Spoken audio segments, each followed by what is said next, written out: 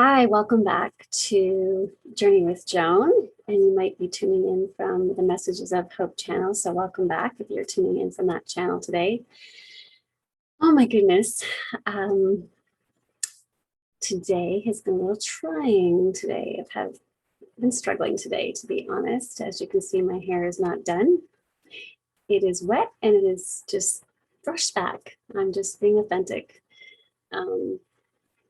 As my mother's sleeping right now, and so I wanted to fit this in today before she wakes up. I wanted to come on and share with what I've been dealing with this week. I'll probably put another post in, a shorter post of, I call it vulnerable moment. That was happened yesterday, and I'm still sort of moving through those emotions today. And I think last week I shared about, my mom had a plate and it broke in half. So I had to get it fixed. And my concern was, well, the concern is always money. However, they fixed it. They fixed it within record time. And my concern was that she was going to forget how to put it in her mouth, right? But she put it in, no problem. And so moving forward, if you don't know what I'm talking about, I talked about it on my last share last week. When you have a loved one who has maybe false teeth or a plate or something like that, take the container out of the bathroom and put it somewhere at night, because my mom would get confused and put it back in her mouth and then go back to sleep, and then Lord knows what happened, how it broke. But I'm very grateful that we got that fixed, and now it's not an issue, and who knows what today will bring. They've been doing some construction on my street all week, and my mom has just been very demanding. Not demanding, I guess she's just curious about what are they doing out there. Jackie, come look. So I've had to it's been really trying on my patience.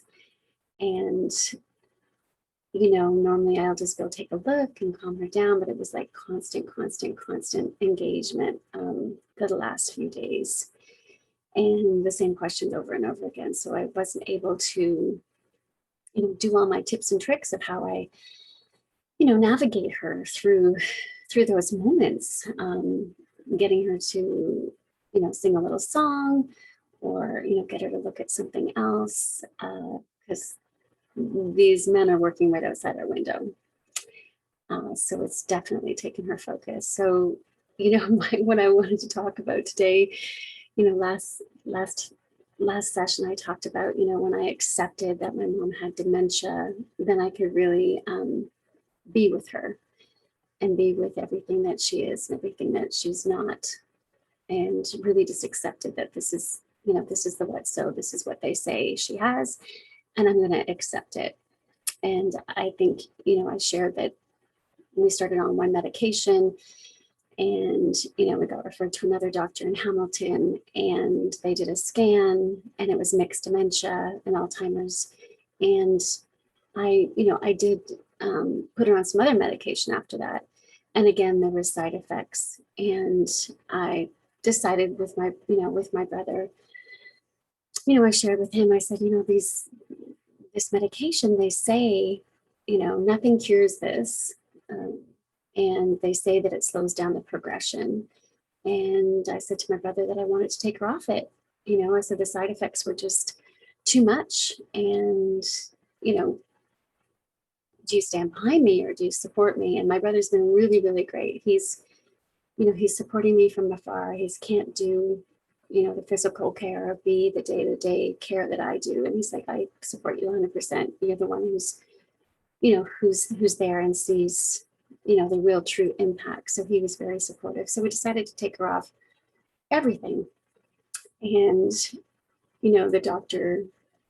the second doctor in Hamilton, when we go for our checkups, he would give her the test, and after I think a year, we went back and he gave her the test, and he's like, Jackie, this woman, your mom, Joan, on paper, has such a low score. And based on our assessments, this woman should be in a home. And he said, but because you take such good care of her, and because she's high functioning, she folds towels, she does the dishes, she puts the dishes away, she can get in the car, she can put on her seatbelt, she can still eat, she knows what a cup of tea is. So he was like, keep doing what you're doing, and there's nothing more that I can do for her. Because based on what he does is he assesses the, how she's doing and the medication and that sort of thing. So, I've just been through this journey, just looking for, after that, I took her to a naturopath doctor, and he told me some supplements to give her, and we tried, omega-3s, and, he shared that my mom likes yogurt and cheese and that sort of thing, and he was sharing that dairy is not good for inflammation, and to try to eliminate the dairy. And I was like, but that's all I can get her to eat at the time. It was cereal with all the fruit and blueberries and everything, and with yogurt, and she likes her cheese sandwiches, And so again, I tried some of the things that he suggested, but to get her to, I put the oil in a shake, and she could taste it, and she just wouldn't take it. So I got very frustrated, and then gave me other ingredients, and told me how I could implement into her diet. And I tried, and I just couldn't get them into her. So I stopped doing that. And fast forward, a year later, then that yogurt and the blueberry and the things that she used to love for breakfast, she doesn't like anymore. So it's definitely been a process of trial and error, to get her to, because I'm like, okay, if I'm not going to have her on any drugs, they're not making any difference, then let's do it with natural foods. Let's look at the diet. Let's look at, giving her a purpose.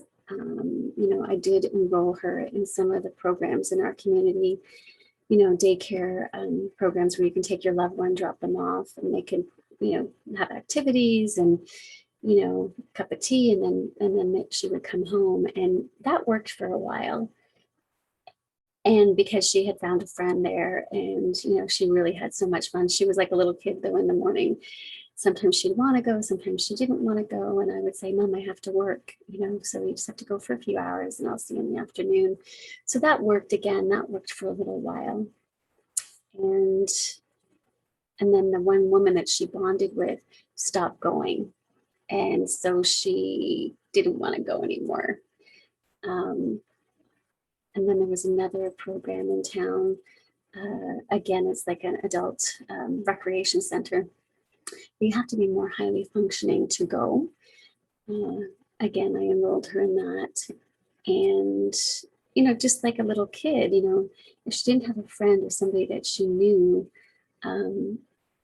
I guess she had a good time when I left, but going, the anxiety of it all, because she was confused and everything, she didn't go for a long period of time. So, so we just created our day. We used to get up in the morning, we used to go to the mall, go mall walking with the seniors, and we had a community there that, all knew her, and, we would have to create our day ourselves. And there was a point early on in the dementia where I could leave her, I could go to work, I could go spend the weekend with my boyfriend, and I could go spend the nights, and she would be okay at a certain point. And then as the disease progressed, that changed. And that's when and I used to take her to the store with me. I used to manage the store, and she used to be one of my volunteers. So she would come to the store, and she'd help me with, steaming clothes and greeting people, and, sewing on buttons. My mom was she did many things, but she was a tailor. She used to do men's suits, repair men's suits, and she made all my clothes and costumes when I was a kid. So she liked that. So when she was in the store and she had a sense of purpose, and I think that's really important when you're taking care of your loved one, obviously the beginning stages, you're going through the anger, the frustration, I wish this was different. But if you really tap into, everybody wants to have a purpose, right? So how can you give them a purpose, or how can you allow them to do things that they used to do? And my mom, we're now 9 years into this process now. So I still allow her to, get me a glass of water, allow her to do the dishes with me. Hey, mom, can you pass me that? Hey, mom, can you do this? And so I'm still always in conversations. Yes, is it faster for me to just get it all done so we can get out the door? Absolutely, it is. However, I want her to have a purpose, and sweeping the garage and making the bed. She can make the bed. We make it together. And as time ticks on, these things are a little bit more challenging. But I have really, approached it a different way, and am standing in how can I take care of her and still let her have joy within her day. Because my mom is the type of person, you come to our house and my mom puts on a full spread. There's cheese and crackers, there's sandwiches, she's standing in the kitchen always, the hostess with the mostest. So even when caregivers come to be with her now, the new caregivers are like, oh, she didn't want to eat anything. And I said, yes. I said, next time you come, could you bring a snack with you and, make her something. Don't ask her if she wants it. Just make her something, sit down, you have your sandwich and she has hers, and she'll get around to it. I said, that's the type of personality she is.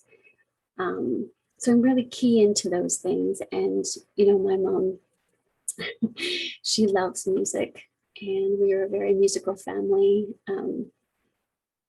Always entertaining, having parties and karaoke and that sort of thing. So I bring a lot of music into my days. Usually first thing in the morning, when she wakes up, she's, we don't know what kind of mood she's going to be in. Well, we all don't know what kind of mood we're going to be in when we wake up in the morning, right? But she'll come in and she'll give me a face, and I go, hi, mommy. And, and I give her a hug and I sing my little song. My little song that I sing is, I love you, you love me, would you like a cup of tea? And sometimes she laughs, and sometimes she pushes me away, and sometimes she's like, oh, that would be lovely, and I just sort of navigate the day with music if I can, and not only for her, for me, to get me out of my, oh gosh, what kind of day is it going to be today, right? I always try to look for the good. So I guess my message today is, what is my message today?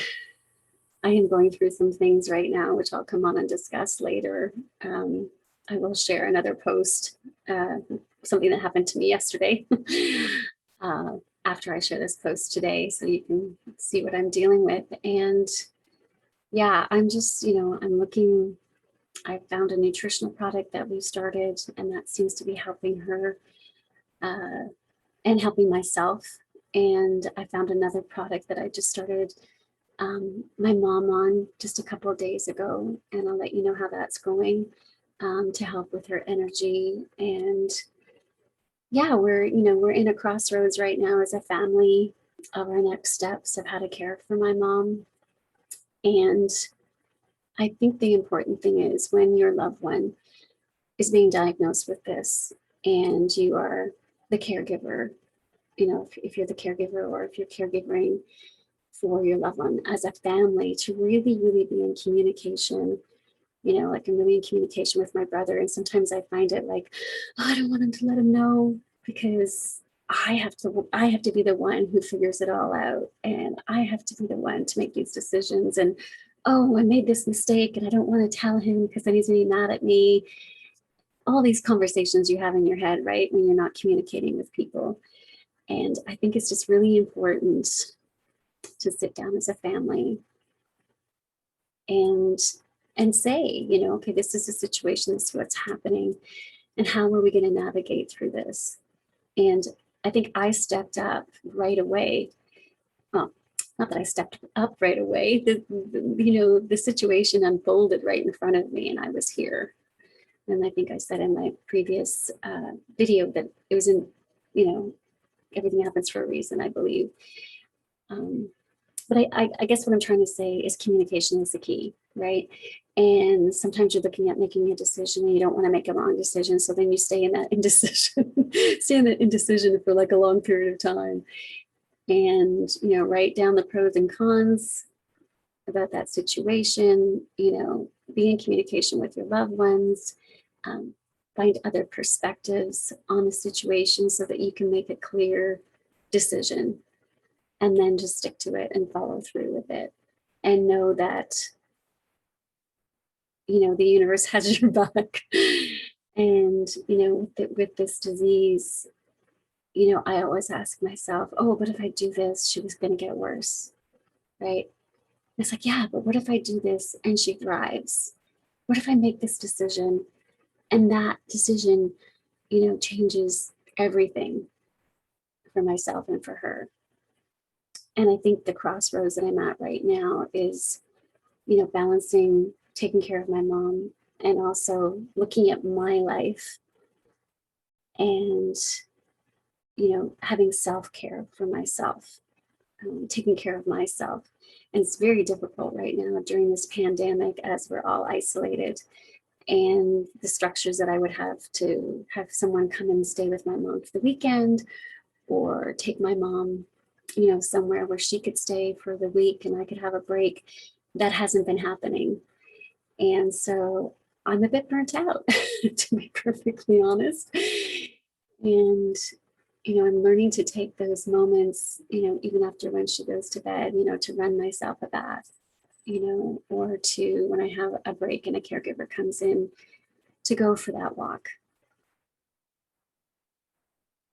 It's if I don't take care of me, they always say put the oxygen mask on you first so that you can be there for your loved ones. So I guess that's my message today, is just remember through all this journey to make sure you put the life jacket, the oxygen mask on yourself as a caregiver so that you can be there for the other ones that you're taking care of.